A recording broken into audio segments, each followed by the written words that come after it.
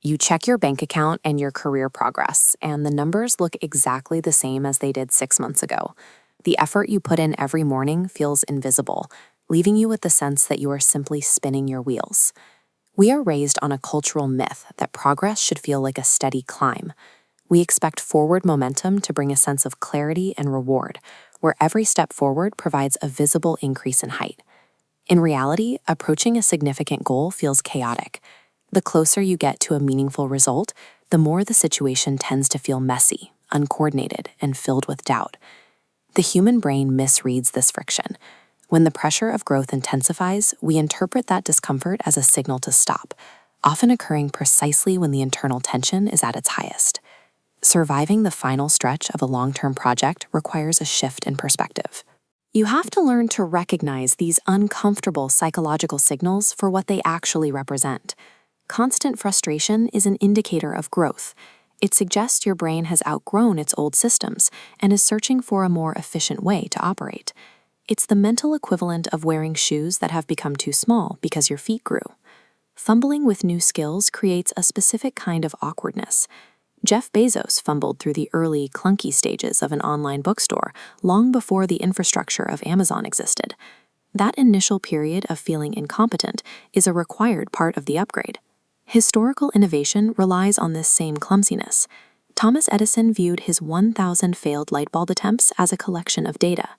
Each failure was a prototype that successfully identified exactly what didn't work. Success typically leads to comfort and ego. Failure, by contrast, demands a sharper strategy.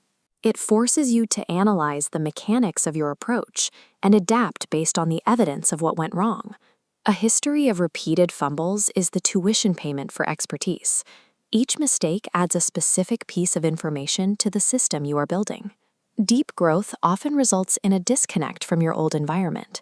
You might find that your previous habits or social circles no longer feel compatible with your current focus.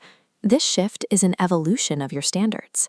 When peers or family members express doubt, they are often reacting to the scale of the ambition. Steve Jobs was famously fired from the very company he founded. External skepticism provides a form of social proof that you are attempting something outside the norm. The bamboo tree provides a blueprint for this process. It requires 5 years of consistent care before it ever breaks the surface of the soil. While nothing is visible above ground, a massive network of roots is expanding rapidly in the dark. This unseen work is where the foundation is built. Late nights and repetitive practice form an invisible root system that is physically necessary to support the growth that follows. Real progress remains hidden for the majority of the journey.